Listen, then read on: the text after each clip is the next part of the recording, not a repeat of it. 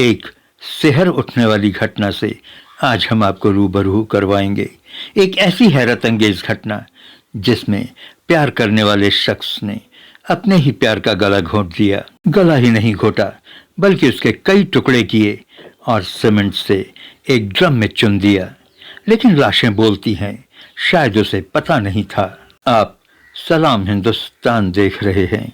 उम्मीद करता हूं आप सभी अच्छे होंगे और हमारे इस वीडियो का लुत्फ उठा रहे होंगे।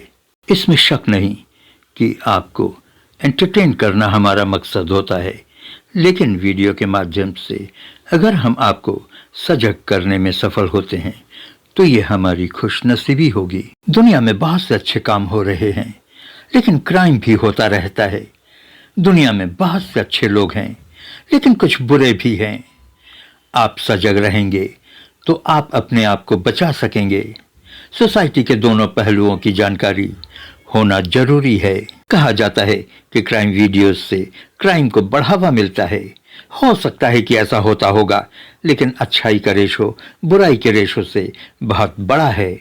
ऐसा ही एक भयावह केस राजस्थान के उदयपुर का है, जहां एक शख्स ने क्राइम पेट्रोल के एपिसोड नंबर 774 से सीखा कि कैसे वो लाश को ठिकाने लगाएगा। अपने बयान में पुलिस को उसने बताया कि लिव इन रिलेशन में रहने वाली अपनी प्रेमिका का गला दबाकर मार देने के बाद लॉकडाउन में जब वो अपने घर से बाहर नहीं निकल सकता था और चारों तरफ पुलिस का पहरा था, सड़कों पर पुलिस की पेट्रोलिंग थी।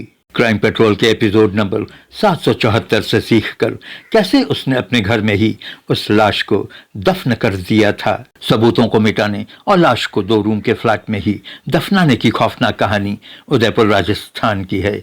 इस भयभीत घटना के उजागर होने पर उदयपुर ही नहीं, पूरा राजस्थान सन्नाटे में आ गया था। लोगों के दिमाग में ये प्रश्न बार बार उठ रहा था कि कोई शख्स जिसे वो प्यार करता था गला घोंटकर कैसे मार सकता है। मारा तो मारा, मारने के बाद उसकी लाश के कई टुकड़े किए और एक ड्रम में सीमेंट से चुन दिया। कितने ही पथ चढ़ाए और चले गए, लेकिन न तो उस औरत का पता चला और न ही इस राज पर से पर्दा उठा। लेकिन कहा जाता है कि लाशें चीखती हैं, वो चीख चीख कर बताती हैं कि वो कहाँ हैं। बात 20 जनवरी 2024 की है। उदयपुर के प्रतापनगर थाने में एक मुखबिर का कॉल आता है। मुखबिर पुलिस को बताता है कि एक शख्स के पास पिस्टल है और वो फलां जगह पर है। पुलिस मुखबिर के बताई हुई उस जगह पर जाती है और घेराबंदी करके उस शख्स को दबोच लेती है। हथियार के साथ पकड़े गए शख्स का नाम राहुल चतुर्वेदी था। कुछ साल पहले राहुल एक मंदिर में पुजारी हुआ करता था, लेकिन बाद में वो राजसमंद में चाय की पत्तियों का बिजनेस करने लगा था। उसके पास अवैध हथियार मिलने पर पुलिस ने उससे कड़ाई से पूछताछ की। राहुल ने बताया कि कुछ साल पहले जब वो मंदिर में पुजारी की हैसियत से काम कर रहा था, एक आदमी ने उसे इस कट्टे को रखने के लिए दिया था। वो कहाँ रहता है इसकी उसे जानकारी नहीं है। पूछताछ के दौरान जब पुलिस वालों को राहुल ने बताया कि वो फला हनुमान मंदिर में पुजारी था, तो अचानक उस थाने के हेड कांस्टेबल ने उसे पहचान लिया। दरअसल 4 साल पहले एक घरेलू झगड़े के मामले में उसे थाने में तलब किया गया था। ये कहानी 4 साल पहले 2019 की है। राहुल उस समय एक हनुमान मंदिर में पुजारी हुआ करता था। एक दिन भानुप्रिया नाम की एक युवती अपने 2 बच्चों के साथ हनुमान मंदिर पहुंचती है। मंदिर के पुजारी राहुल की नजर उस पर पड़ती है। भानुप्रिया काफी परेशान नजर आ रही थी। उसकी आंखों में आंसू थे। राहुल के पूछने पर उसने बताया कि उसके पति से उसका झगड़ा हो गया है और वो अपने घर को छोड़कर चली आई है। उसका अपने पति से तलाक का मुकदमा भी चल रहा है।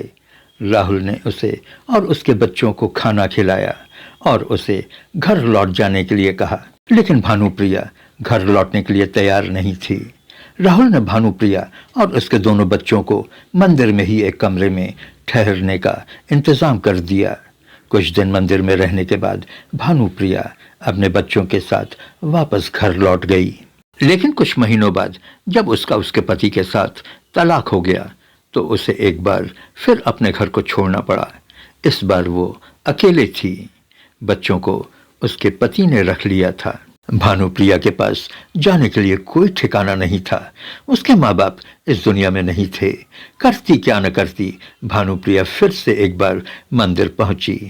पिछली बार मंदिर के पुजारी राहुल का उसके और उसके बच्चों के प्रति व्यवहार काफी अच्छा था। भानुप्रिया ने राहुल को बताया कि उसका तलाक हो चुका है और अब उस घर में उसके लिए कोई जगह नहीं है। राहुल ने राजसमंद इलाके में एक 2 कमरे का फ्लैट किराए पर ले लिया और भानुप्रिया के साथ लिव इन रिलेशन में रहने लगा। कहा जाता है कि करीबी रिश्तों में इस दुनिया में भानुप्रिया की सिर्फ एक बड़ी बहन थी। भानुप्रिया के तलाक के बाद उसने उसकी सुध लेने की कोशिश जरूर की थी, जो शायद भानुप्रिया को अच्छा नहीं लगा। बाद में उसने भी उसे उसके हाल पर छोड़ दिया। वक्त गुजरने लगा। साल भर राहुल और भानुप्रिया के रिश्तों में मधुरता रही। राहुल मंदिर भी जाता रहा। 2020 में कोरोना ने दस्तक दी। चारों तरफ त्राही त्राही मच गई। लॉकडाउन में राहुल का मंदिर ही नहीं, पूरा देश बंद हो गया। सभी अपने घरों में कैद हो गए। राहुल और भानुप्रिया भी अपने फ्लैट में बंद हो गए। उनके बिल्डिंग के और अपार्टमेंट के लोग अपने अपने गांव भाग गए। कहा जाता है कि जब बर्तन साथ होते हैं तो खड़कते हैं। राहुल और भानुप्रिया के साथ भी कुछ ऐसा ही हुआ। छोटी छोटी बातों पर दोनों झगड़ने लगे थे। भानुप्रिया मिर्गी की पेशेंट थी और उसे मिर्गी के दौरे भी पड़ते थे। झगड़े की ये भी एक वजह थी। 20 मई 2020 को राहुल और भानुप्रिया में फिर झगड़ा हुआ। उस रात झगड़ा कुछ ज्यादा बढ़ गया था और हाथापाई तक हुई। कहा जाता है कि भानुप्रिया ने राहुल को उस रात 2-3 चांटे मार दिए थे, जिसे राहुल पचा नहीं सका और उसने भानुप्रिया का गला घोंटकर उसकी हत्या कर दी। लाश को ठिकाने लगाना था। चारों तरफ पुलिस का पहरा था। बाहर सड़क पर निकला नहीं जा सकता था। माहौल के शांत हो जाने पर राहुल ने फोन पर क्राइम पेट्रोल के एपिसोड्स देखना शुरू किया। इत्तेफाक से इस एपिसोड में एक लाश को कैसे ठिकाने लगाते हैं दिखाया गया था। ये एपिसोड नंबर 774 था। कैसे एक कातिल महिला को मारने के बाद एक ड्रम में रखकर सीमेंट के घोल से उसे चुन देता है। राहुल इस सीन को देखकर चौंक जाता है। उसके घर में भी एक लोहे का ड्रम था। बस फिर क्या था, उसने उस लोहे के ड्रम से सारा सामान निकालकर खाली किया। सुबह होते ही दुकान से खरीदकर एक सीमेंट की बोरी लाया। ड्रम में लाश डालने के बाद राहुल ने सीमेंट का घोल बनाकर ड्रम को ऊपर तक भर दिया और उसे ढक्कन से बंद कर दिया। राहुल निश्चिंत हो चुका था। अब पुलिस उस तक कभी नहीं पहुंच सकेगी, लेकिन उसे शायद पता नहीं था कि लाशें भी चीखती हैं। वक्त गुजरता गया। 1.5 साल गुजर गए। सड़ी लाश से निकलते पानी ने ड्रम के पेंदी को गला दिया। ड्रम लोहे का था और लाश का निचला हिस्सा ड्रम से लगा हुआ था। अगर लाश सीमेंट के घोल के बीचों बीच होती तो शायद बात कुछ और होती। ड्रम का पेंदा गल चुका था। लाश का गंदा पानी ड्रम के निचले हिस्से से निकलकर फैलने लगा था। मकान मालिक बेचैन हो उठा। राहुल उस समय उदयपुर में था। मकान मालिक ने उसे फोन कर बुलाया। राहुल ने घबराकर पूरी घटना मकान मालिक को बताया और हेल्प मांगी। मकान मालिक को राहुल पर दया आ गई और उसने उसकी सहायता करते हुए लाश के अवशेष को जलाकर उसकी राख को पास के बहते हुए नदी में बहा दिया और ड्रम को भी पूरी तरह से नष्ट कर खत्म कर दिया। इस तरह से एक अवैध हथियार की कहानी ने भानुप्रिया के कत्ल की गुत्थी भी सुलझा दी।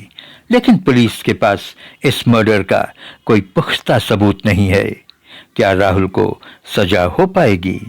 एक बड़ा प्रश्न है। Please like, share and subscribe. Thank you for watching.